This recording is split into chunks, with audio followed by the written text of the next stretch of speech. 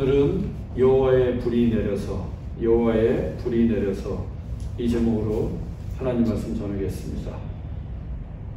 아합이 왕이 된 후에 왕비 이세벨과 함께 이스라엘을 바알을 숭배하는 나라로 만들었습니다. 이스라엘 곳곳에 바알 상당을 짓고 수도 사마리아는 거대한 바알 신전과 바알 제단까지 만들었습니다. 이에 엘리야는 아합을 찾아가 가뭄을 선포했고 그날로부터 3년 동안 이스라엘은 하늘에서 비가 내리지 않았습니다. 아합은 이 오랜 가뭄이 엘리야 때문이라고 여겼습니다. 그래서 그를 잡아 죽이려고 했어요. 그렇게 3년이 지났을 때 마침내 아합과 엘리야가 만나게 되었습니다. 아합은 엘리야를 보자마자 이스라엘을 괴롭히는 자여 라고 소리를 쳤고, 엘리야는 이스라엘을 괴롭히는 것은 하나님을 버리고 바알을 따른 아합 바로 당신이라고 맞받아쳤습니다. 곧이어 엘리야는 아합에게 영적 전쟁, 즉 결투를 신청했습니다. 바알의 제사장 450명과 아사랴 제사장 400명을 갈멜산에 모으라고 했어요. 본문 20절입니다. 아합이 이에 이스라엘의 모든 자손에게로 사람을 보내 선지자들을 갈멜산으로 모으니라. 지금 여호와의 선지자는 엘리야 한 명뿐입니다. 엘리야가 홀로 850대 1로 영적 전쟁을 벌이겠다는 거예요.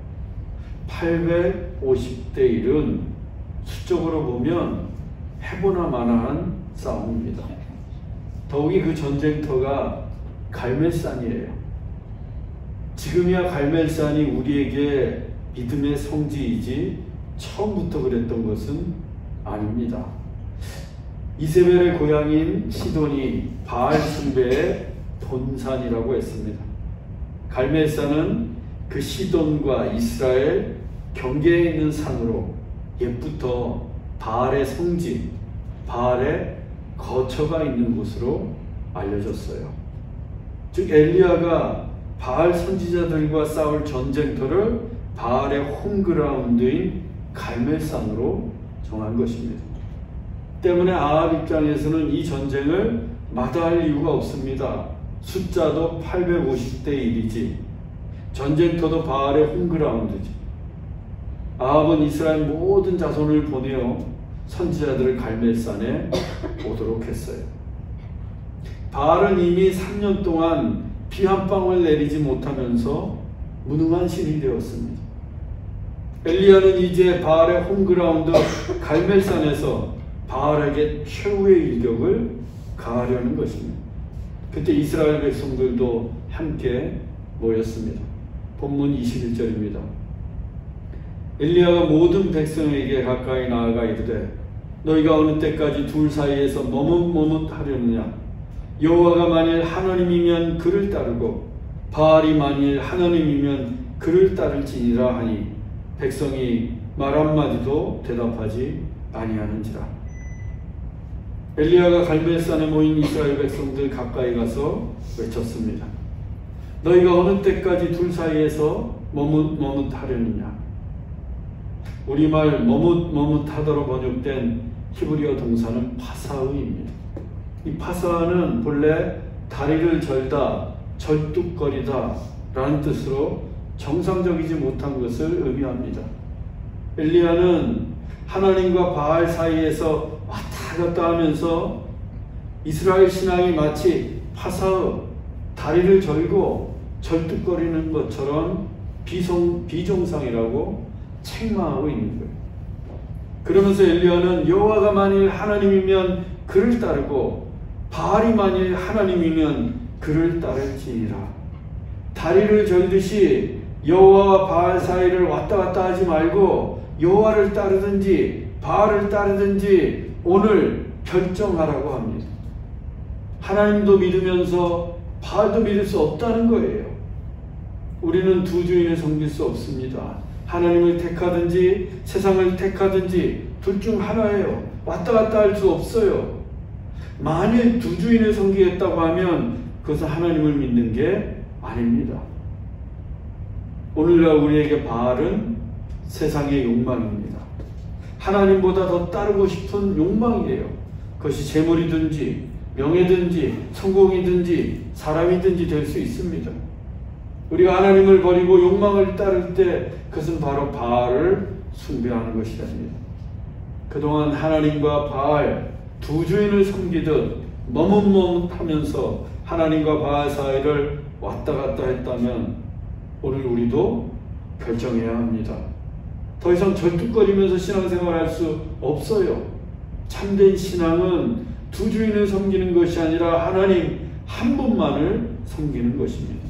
그래서 좌로나 우로나 치우치지 않고 왔다 갔다 하지도 않고 오직 한 길 가는 순례자, 즉 하나님만을 믿고 하나님만을 섬기는 것입니다.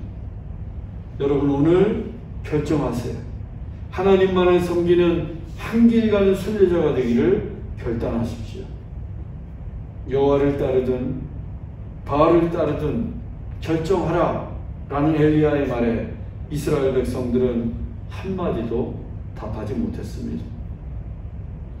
그들은 여전히 하나님을 믿고 바알도 믿고 싶었던 거예요. 그러자 엘리야가 다시 백성들에게 물었습니다. 본문 22절로 24절입니다.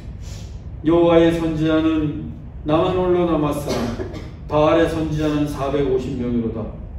송아지 둘을 우리에게 가져오게 하고 그들은 송아지 한 마리를 택하여 각을 떠서 나무 위에 놓고 불은 붙이지 말며 나도 송아지 한 마리를 잡아 나무 위에 놓고 불은 붙이지 않고 너희는 너희의 신의 이름을 부르라.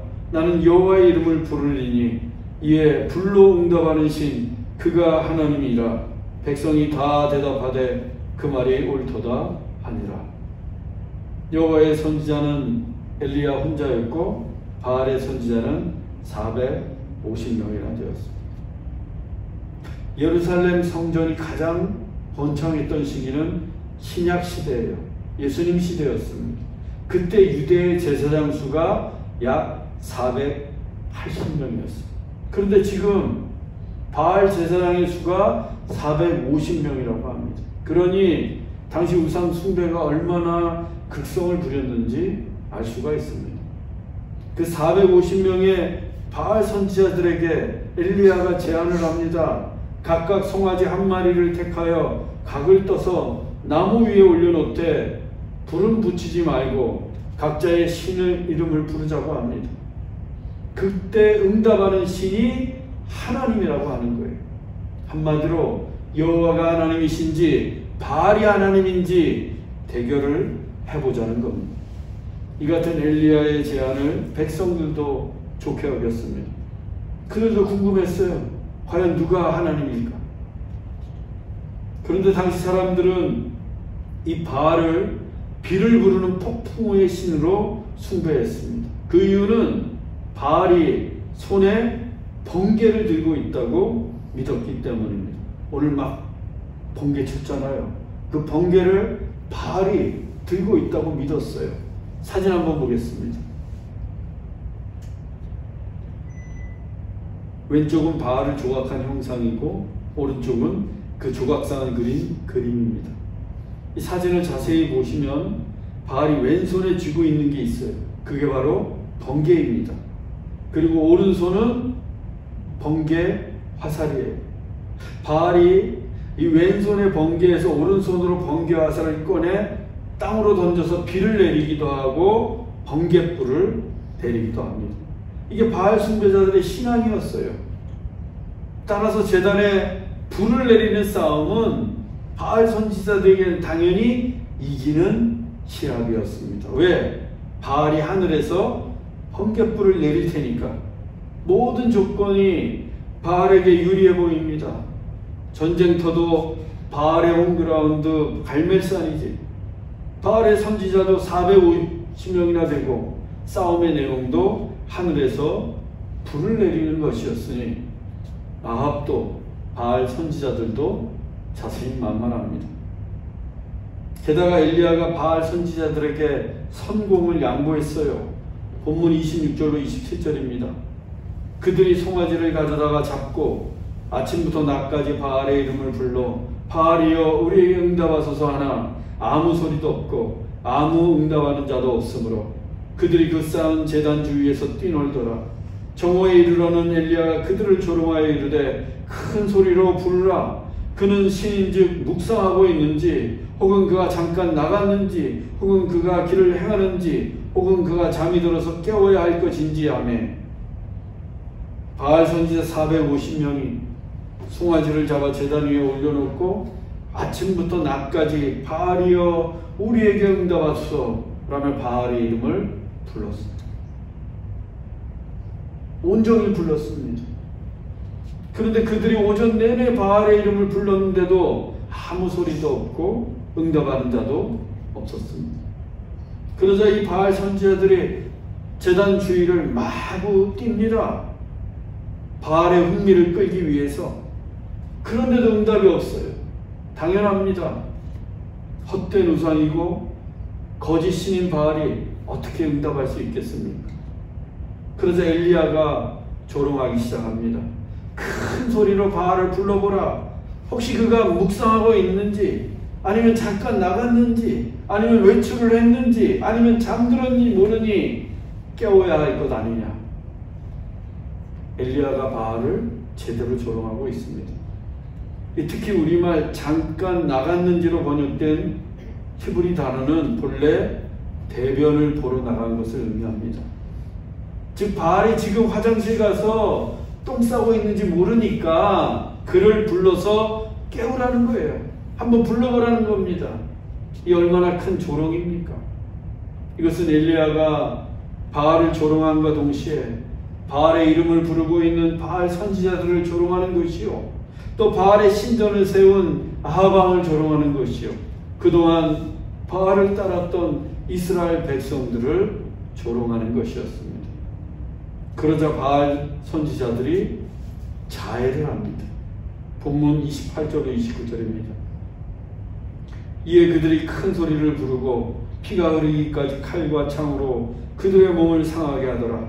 이같이 하여 정오가 지났고 그들이 미친 듯이 떠들어 저녁 때까지 이르렀으나 아무 소리도 없고 응답하는 자나 돌아가는 자가 아무도 없더라. 바알 선지자들이 더 큰 소리로 바알을 불렀습니다. 그리고 자기의 몸을 칼과 창으로 찌르며 피 흘리는 자해까지 행했어요. 그들은 스스로 피 흘리는 희생을 하면 바알이 보고 듣는다고 믿었습니다. 하지만 정오가 지나고 저녁때가 될 때까지 미친 듯이 떠들었지만 여전히 아무 소리도 없고 응답하는 자도 없고 돌아가는 자도 없었습니다. 바알이 응답할 리가 만무합니다. 이 바알은 사람이 상상으로 만들어내고 사람의 손으로 조각한 우상일 뿐입니다. 그 돌조각이 무슨 답을 할 수 있겠습니까? 그래서 하나님은 시편을 통해 이같이 말씀하셨습니다. 시편 135편 15절로 17절입니다. 열국의 우상은 은금이요 사람의 손으로 만든 것이라.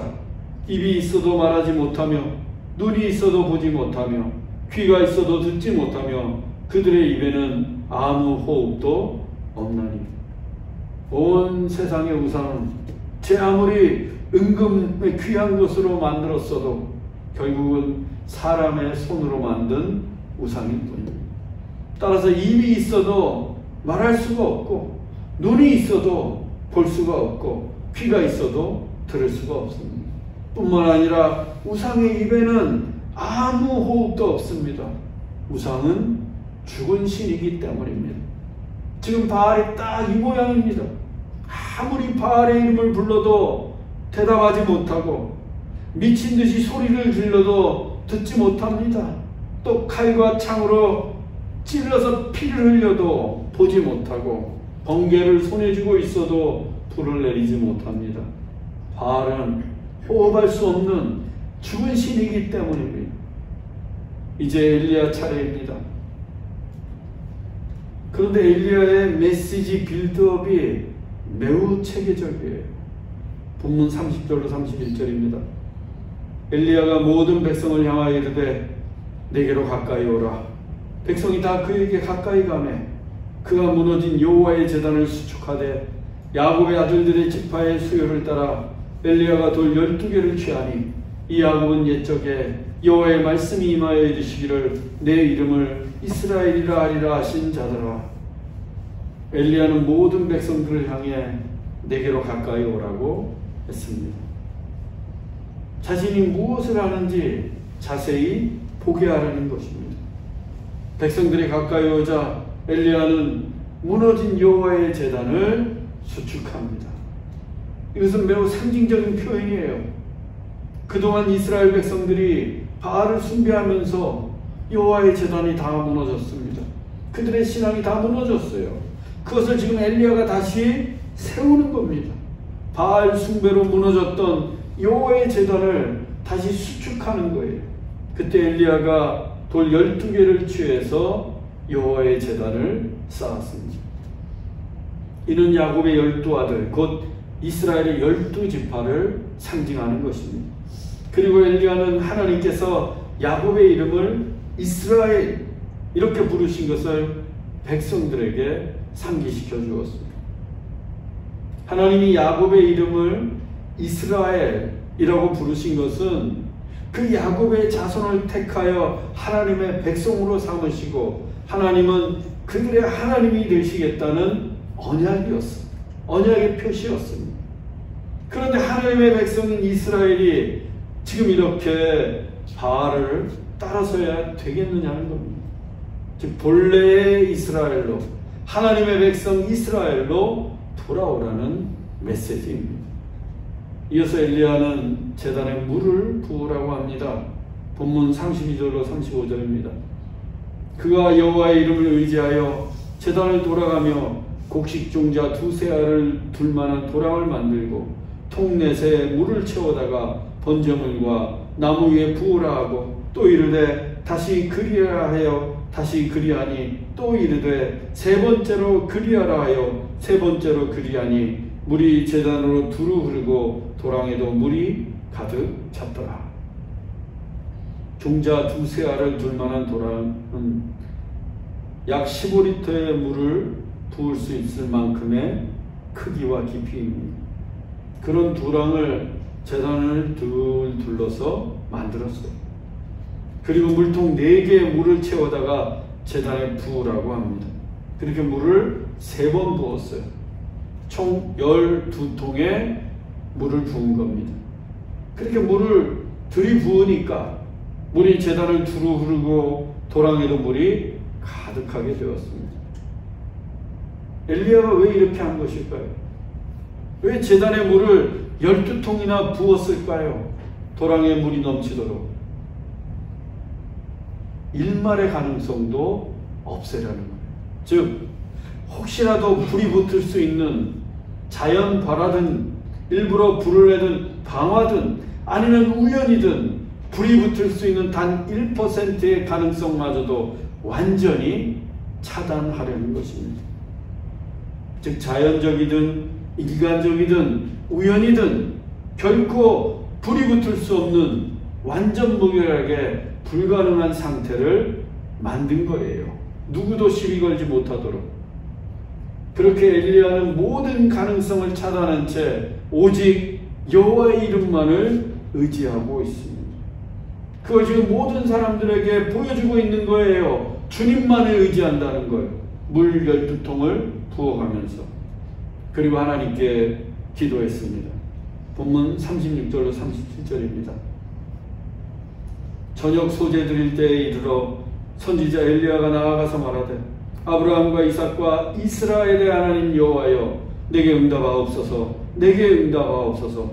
이 백성에게 주 여호와는 하나님이신 것과 주는 그들의 마음을 되돌이키심을 알게 하옵소서. 그때가 저녁 소재 드릴 때입니다. 주변도 어둑어둑해졌습니다. 엘리야가 하나님께 기도했습니다. 아브라함과 이삭과 이스라엘의 하나님 여호와여. 보통 하나님을 부를 때 아브라함과 이삭과 야곱의 하나님이라고 부릅니다. 그게 일반적인 호칭이었어요. 거의 관용구 수준에. 야곱의 새 이름이 이스라엘이긴 하지만 언제나 아브라함과 이삭과 야곱의 하나님 이렇게 불렀어요. 그런데 엘리야가 그 야곱을 이스라엘로 바꾸어서 아브라함과 이삭과 이스라엘의 하나님이라고 부릅니다. 이건 매우 의도적인 거예요. 일부러 바꾼 겁니다. 왜? 이때의 이스라엘은 야곱 한 사람을 가리키는 것이 아니라 이스라엘 백성 전체를 가리키는 겁니다.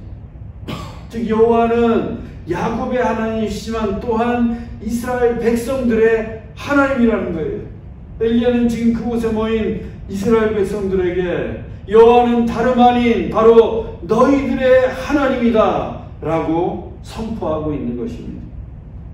그러면서 엘리야는 하나님께 응답해 달라고 기도합니다. 그래서 이 백성이 다시 주 여호와가 하나님이신 것을 알게 하시고 그들의 마음을 돌이키는 것도 알게 해달라고 기도합니다. 엘리야가 전하는 메시지는 지금껏 매우 체계적이고 조직적으로 전개되고 있는 거예요.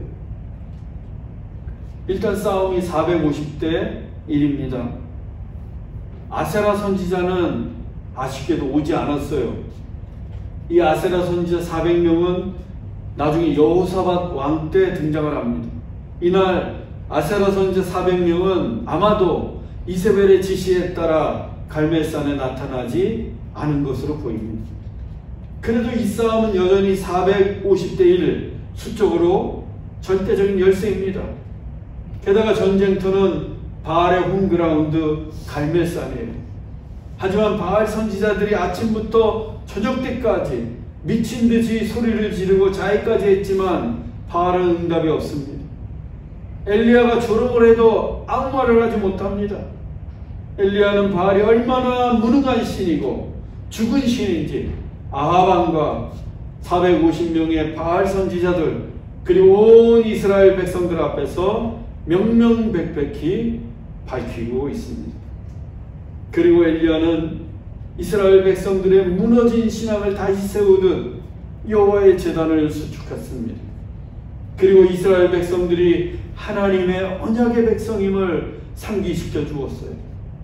야곱 대신 이스라엘을 넣어서 아브라함과 이삭과 이스라엘의 하나님이라고 부르면서 거듭해서 여호와가 이스라엘 백성들의 하나님이심을 가르쳐 주었습니다. 마지막으로 하나님께서 응답하심으로 이스라엘 백성들이 다시금 주 여호와가 하나님이신 것을 알게 해달라고 합니다. 이게 이 싸움의 결론이에요. 신앙의 회복. 이 결론을 위해서 엘리야가 지금까지 이 모든 과정을 체계적이고 조직적으로 구성한 것입니다. 메시지와 기도까지도. 우리는 엘리야가 단지 기적의 선지자 이렇게만 알고 있지만 그는 매우 지성적이고 신학적이고 체계적인 설교자였습니다. 영적인 전쟁은 단지 뜨거움만 가지고 싸우는 게 아닙니다. 물론 우리는 영적으로 뜨거워야 돼요. 그러나 동시에 우리 지성과 신학도 체계적으로 준비해서 싸워야 합니다. 그러기 위해서는 무엇보다 성경을 많이 알아야 돼요. 하나님의 말씀에 대해서 정확하게 또 깊이 알고 있어야 합니다. 저는 여러분들이 하나님의 말씀으로 무장된 이 시대에 엘리야가 되기를 원합니다. 엘리야의 기도가 끝나자 하늘에서 여호와의 불이 내려왔습니다. 본문 38절로 39절입니다.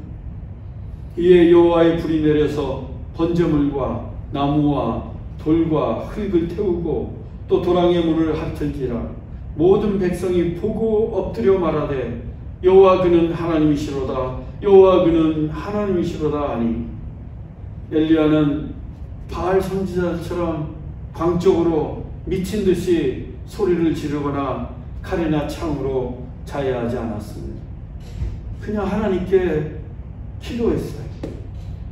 그런데 그의 기도가 끝남과 동시에 하늘에서 지체 없이 여호와의 불이 내려왔습니다. 지금 불이 붙을 가능성은 단 1%도 없다고 했습니다. 그것이 일부러든 우연이든.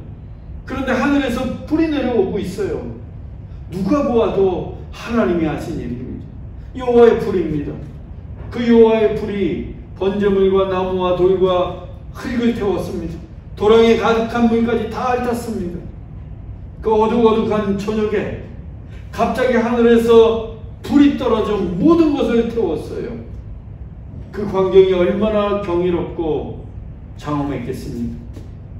밤하늘에 태양광 십자가에 불이 들어오기만 해도 그 위험에 사람들이 압도되는데, 하나님은 그렇게 여호와가 하나님이심을 위험 가운데 드러내셨습니다. 이스라엘 백성들도 그 위험에 압도되었고 곧장 엎드려 고백합니다. 여호와 그는 하나님이시로다. 여호와 그는 하나님이시로다. 바알이 아니라 여호와가 하나님이심을 고백하고 있습니다. 그 이스라엘 백성들에게 엘리야가 또다시 명령을 내립니다. 본문 40절입니다. 엘리야가 그들에게 이르되 바알의 선지자를 잡되 그들 중 하나도 도망하지 못하게 하라 하며 곧 잡은지라 엘리야가 그들을 기손신으로 내려다가 거기서 죽이니라. 엘리야는 이스라엘 백성들에게 바알 선지자 450명 중 단 한 사람도 도망치지 못하도록 잡으라고 합니다. 그런데 이스라엘 백성들은 그동안 바알 선지자를 따라서 바알을 섬기고 있었습니다. 바알과 하나님 사이를 왔다 갔다 하면서. 그런데 하나님의 불을 보고 난 후에 그들은 엘리야의 말을 듣고는 곧장 바알 선지자들을 붙잡았습니다. 한 사람도 도망치지 못하도록 붙잡았어요. 엘리야는 그 붙잡은 바알 선지자들을 갈멜산 아래에 있는 기손신으로 끌고 갔습니다. 물론 이때에도 이스라엘 백성들이 끌고 간 거예요. 그리고 엘리야는 그곳에서 바알 선지자 450명을 모조리 칼로 죽였습니다. 그 많은 사람을 엘리야가 혼자 죽였겠습니까? 아닙니다. 이스라엘 백성들이 함께 죽였거나 적어도 도망치지 못하도록 붙잡고 있었을 겁니다. 하나님의 불을 보자 사람들이 이렇게 변했습니다. 하나님의 불이 제단과 돌과 흙과 도랑을 태울 때에 그들의 불신앙, 두려움, 의심까지도 다 태웠던 것입니다. 그래서 이제 그들은 오직 여호와만이 하나님이심을 깨닫게 되었습니다. 사랑하는 형제자매 여러분, 하나님의 불, 그 성령의 불은 하나님의 능력입니다. 우리의 불신앙, 우리의 두려움, 우리의 상처를 소멸하는 불입니다. 호렙산의 모세도, 갈멜산의 이스라엘 백성들도, 그리고 마가의 다락방의 초대교회 성도들도 하나님의 불을 보고는 모든 것이 새로워졌습니다. 오늘 우리도 하나님의 불을 보기 원합니다. 하나님의 불이 내려와 우리의 불신앙과 두려움과 상처를 모두 태우기를 원합니다. 그래서 우리 모두 여호와만이 하나님이심을 믿고 한 길 가는 순례자가 되기를 주 예수 그리스도의 이름으로 축원합니다. 기도하겠습니다. 사랑의 하나님, 오늘 이곳에 하나님의 불이 내리기를 원합니다. 성령의 불이 내려와 우리의 모든 불신앙과 의심과 두려움과 상처를 태워주옵소서. 하나님과 바알 둘 사이에서 왔다 갔다 했던 우리의 어리석음도 다 태워주옵소서. 그리하여 오직 여호와만이 참 하나님이심을 깨닫고 이 세상에 전하게 하옵소서. 이를 위해 하나님의 말씀을 깊이 체계적으로 알게 하옵소서. 길이요 진리요 생명이신 예수 그리스도의 이름으로 기도하옵나이다. 아멘.